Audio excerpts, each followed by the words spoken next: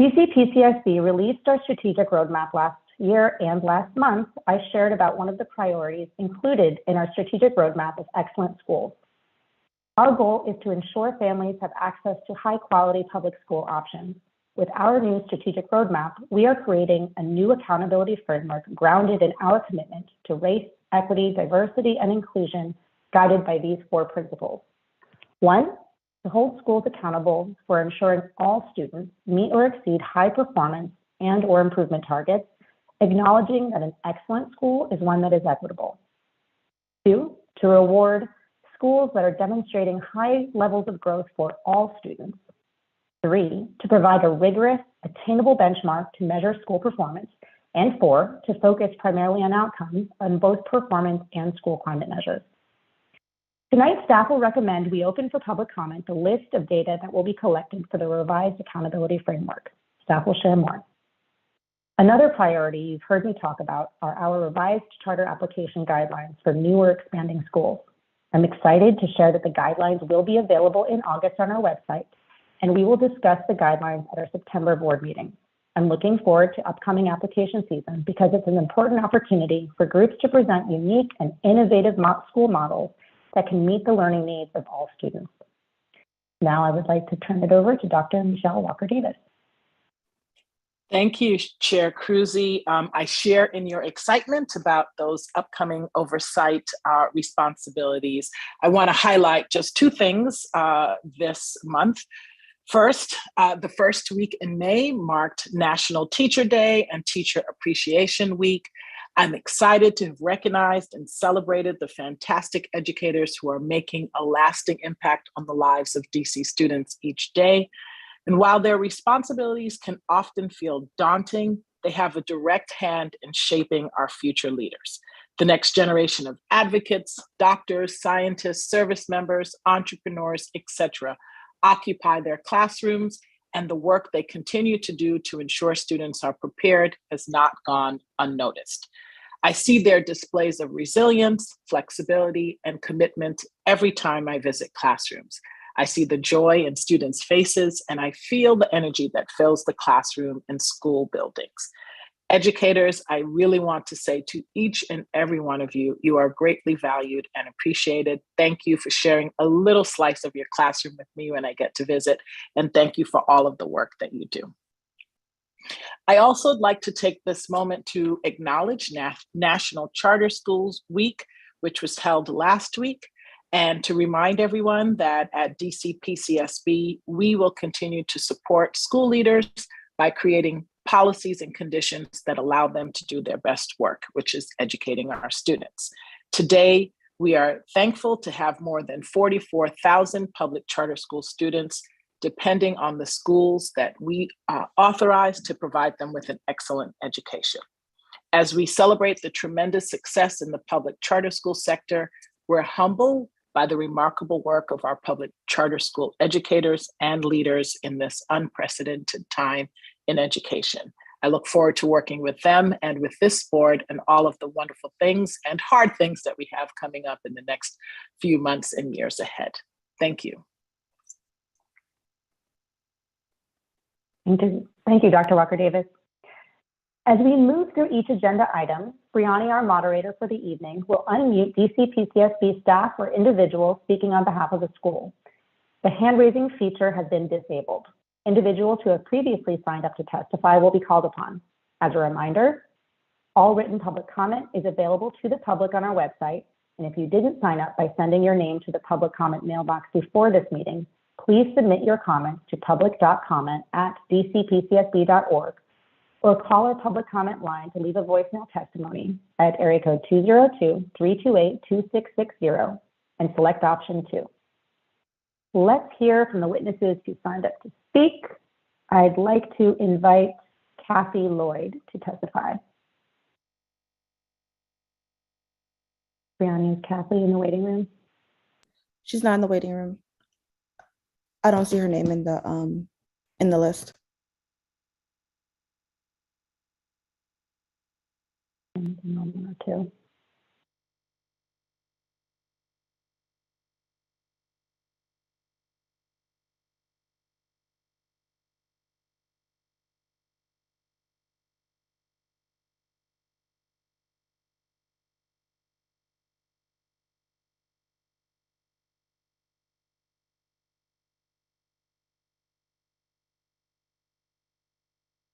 I don't see Kathy. Okay, thank you, Bree. Then I will invite up Melody Sampson.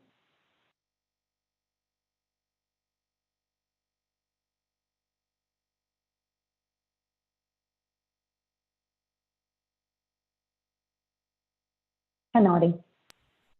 Hi, everyone. My name is Melody Sampson, and I'm a senior manager in the school performance department. Tonight, the board will hear from Mary McLeod Bethune Public Charter School regarding its request to relocate from 5413 16th Street Northwest to 209 Upshur Street Northwest during school year 22-23. These sites are located just under 2 miles apart in Ward 4. The school will continue operating at its main facility located at 1404 Jackson Street Northeast in Ward 5. The proposed space is nearly twice as long as the space it may replace, with capacity to serve up to 200 students and staff. Representatives from the school are available to answer the board's questions. Good evening. Thank you. Okay, do you want me to present or should I just begin? Okay, thank you. 1 second, please.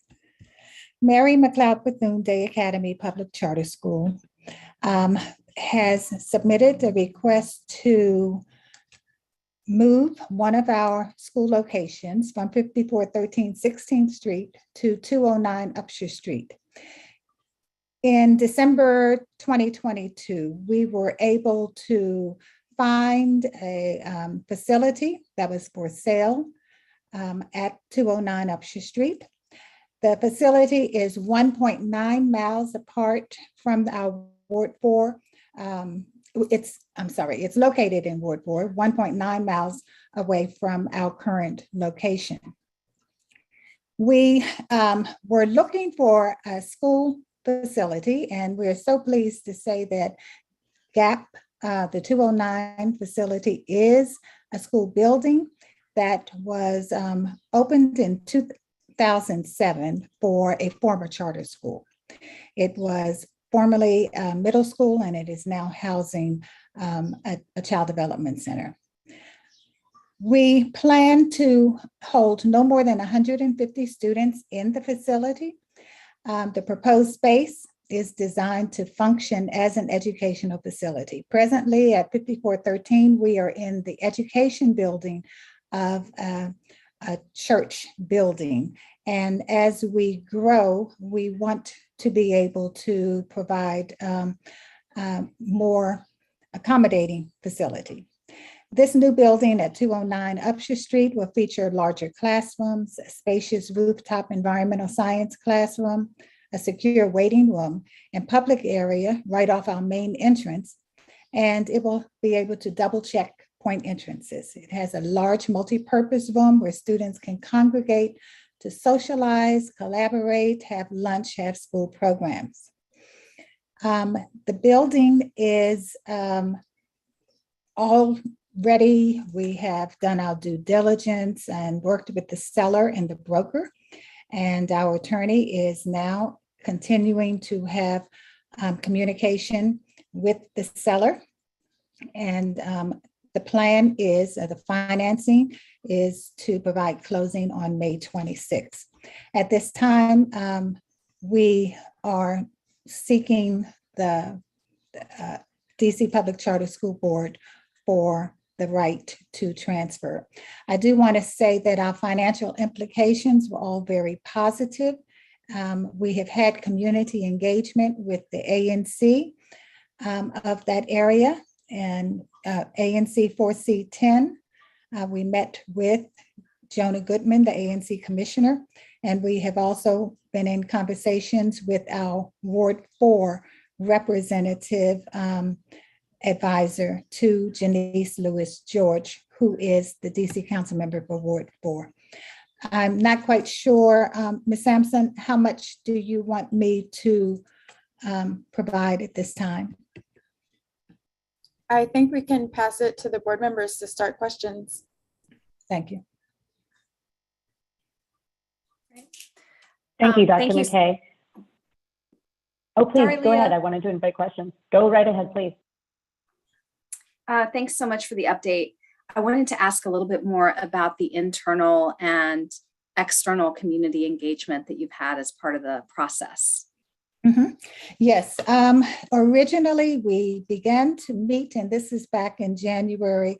I think in February, I engaged in conversation via email and telephone with Commissioner Jonah Goodman, who is the ANC representative, so that we could formulate a meeting, a community meeting.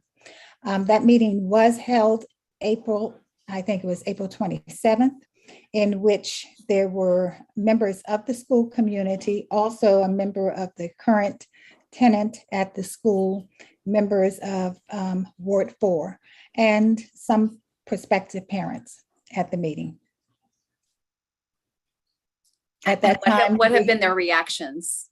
Our parents have been quite pleased. Our present and prospective parents have been quite pleased. Our parents, prospective parents have visited our 5413 school.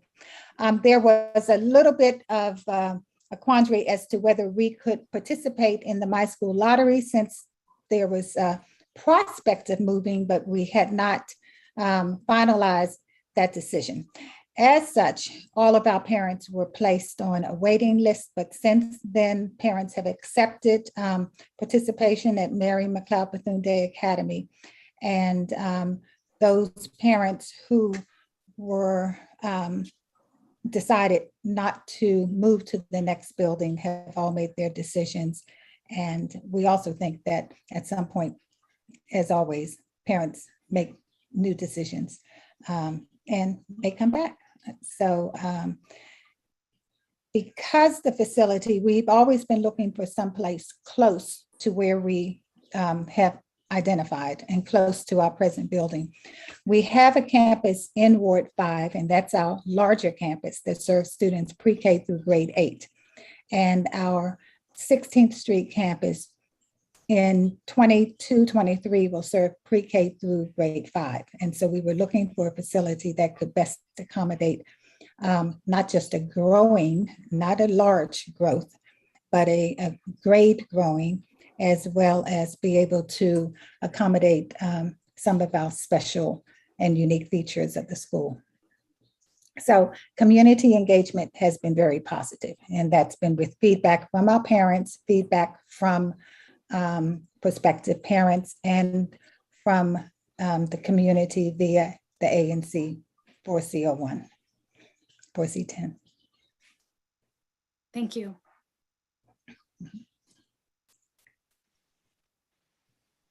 Dr. McKay, we received a letter this afternoon from Tracy Hardman of the Child Development Center that's currently located there. Are you in receipt of the same letter? We have not received a letter, but in the ANC meeting, Ms. Hartman was present, and she said she represented GAP Child Development Center, the current tenant at 209 Upshur Street.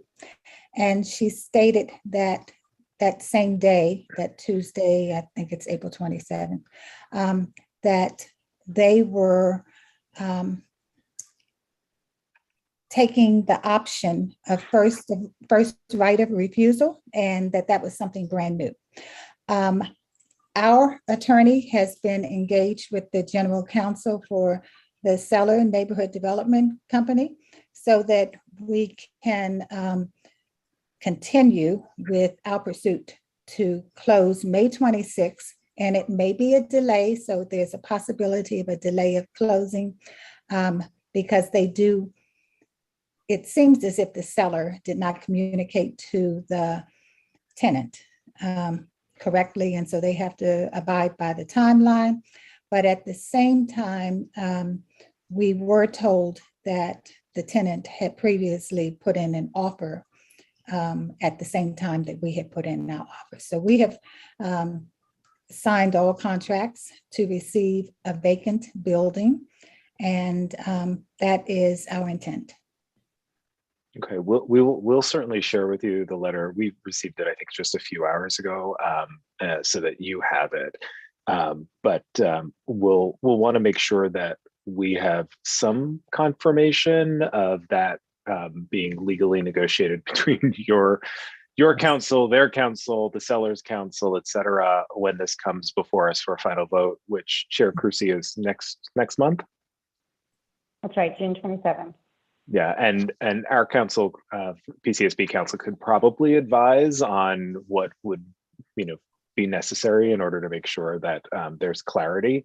But this Travis Hardman is maintaining that they are in the process of purchasing the property and that they have right of first refusal. So Yes. we'll again share it with you so that you have that, but we'll obviously look to Thank that you. resolution before. Yes, and I before we vote. apologize.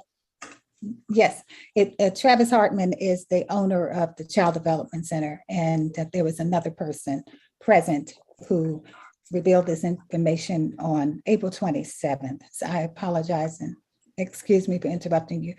No.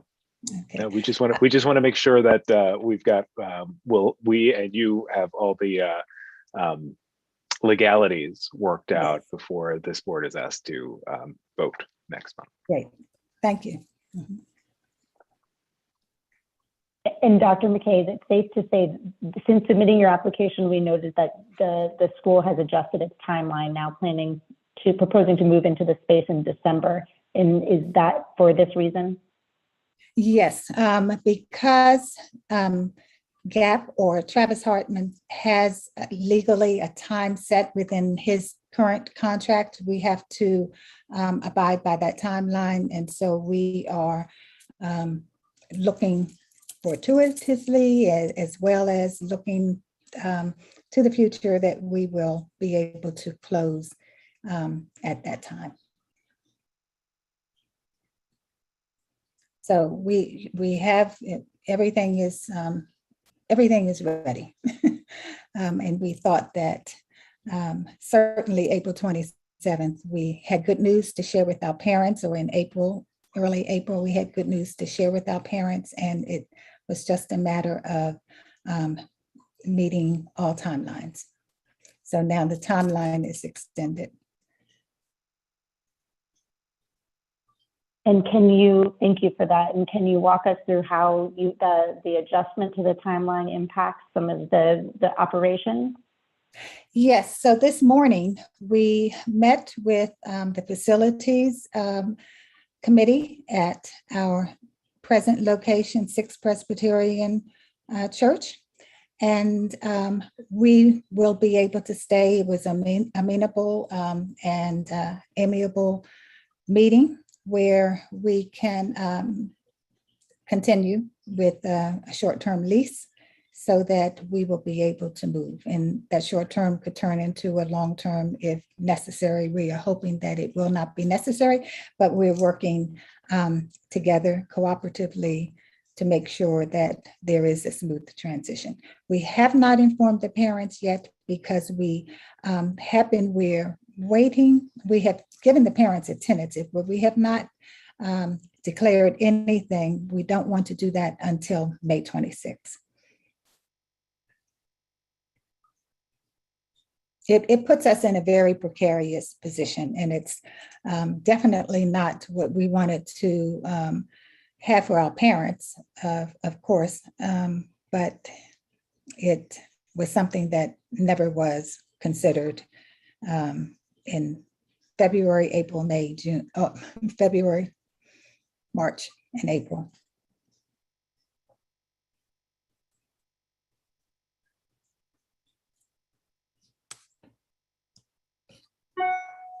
Now that you have some time, understanding that there had been some traffic concerns highlighted in previous meetings, how do you feel that this you can address some of those previously stated concerns with some more time?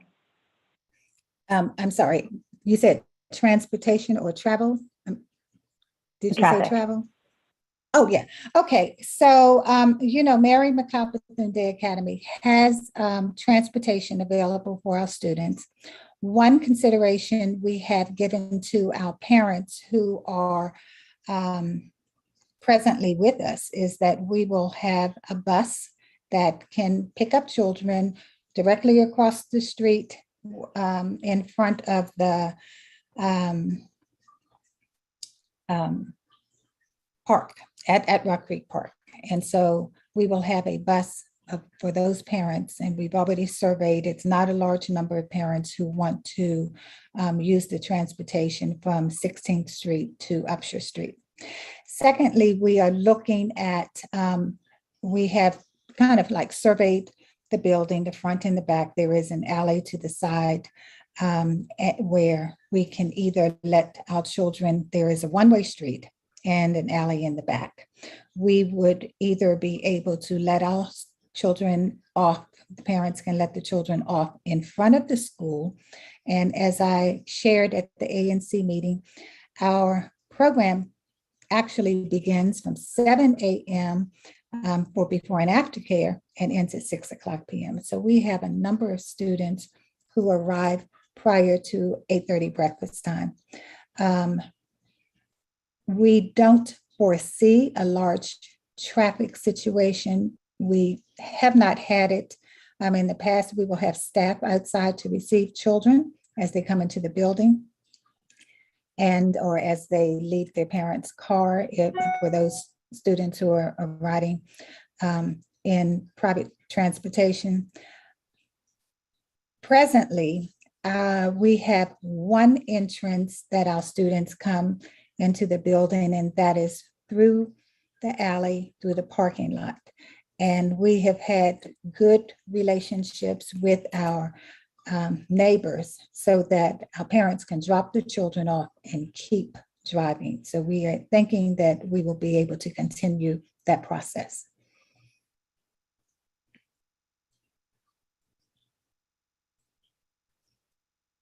I'm hopeful for that as well. Thank you. Okay. Other board members, any additional questions I may have missed? We will make sure the letter is forwarded on to you and Thank you. can engage offline if you and your team have any questions. Thank you so much. Thank you.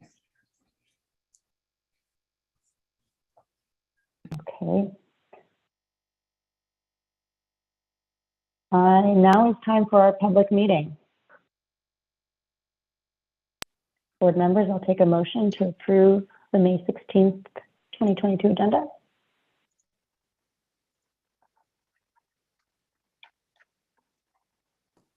I move to approve. Oh, go ahead, Rick. No, go, Ricardo, all you. I move to approve the May 16th, 2022 agenda. Second. Roll call vote. Rick Cruz, Aye. Ricardo Ganjam. Aye. I have a proxy vote from Jim Fanman, and I also am aye, and his proxy vote is approved. The motion passes. And now I will invite Kirsten James up for our public comment portion. Welcome. Thank you. Good evening. I am Kirsten James, a director in the School Performance Department. DC PCSB staff recommends that the board vote to open for public comment the data collection summary for the revised accountability framework. Public comment will remain open until the date of the public hearing, currently scheduled for June 27th, with a vote at the July public meeting. One of the priorities included in DC PCSB's strategic roadmap for excellent schools is to pilot and implement a new accountability framework to replace the performance management framework. This data collection summary is an inventory of the data that will be collected to model potential approaches to the revised framework. Since last fall, our staff has met with school leaders and other stakeholders monthly in advisory group sessions to discuss the measures included in this summary. One of the most notable changes in the revised framework is a focus on comparing outcomes of different student groups, enabling DC PCSB to assess how schools are serving students by race and ethnicity, disability status, English learner status, and socioeconomic status, a direct reflection of DC PCSB's race, equity, diversity, and inclusion commitments. Other changes include the addition or revision of the following measures: student persistence, student growth as measured by a school-selected nationally normed growth assessment, credentials and certifications for adult education schools, advanced coursework participation, career acceptance and earned certifications for high school students, and chronic absenteeism. There will also be information such as teacher tenure and demographics, discipline and quality site review reports that will be displayed but not part of a school's accountability score. Next school year, data modeling will inform discussions with stakeholders about floors, targets, and weights for the revised accountability framework. The technical guide will be released in spring 2023. We look forward to all of you asking questions and discussing the contents of the data collection summary for the revised accountability framework at the public hearing in June.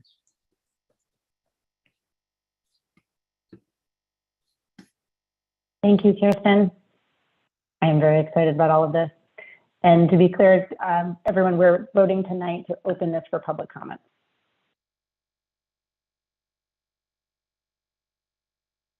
All right. We move on to, I'll take a motion on this.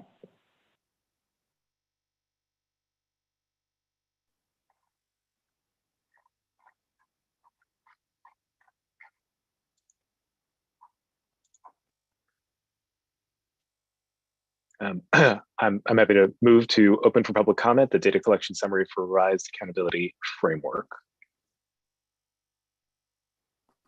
Second. Thank you. And a roll call vote. Rick Cruz. Aye. Ricardo Ganjan. Aye. I have an aye from Jim Salmon by proxy, and I'm also an aye. The motion passes. Thank you, Kirsten. Thank you.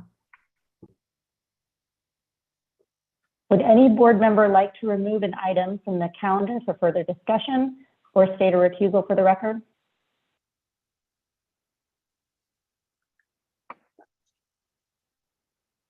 Okay, then I will take a motion.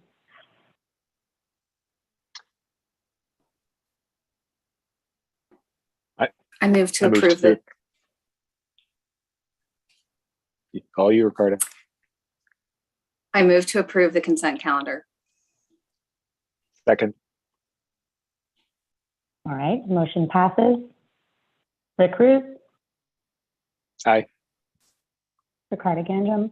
Aye. I have an aye from Jim by proxy.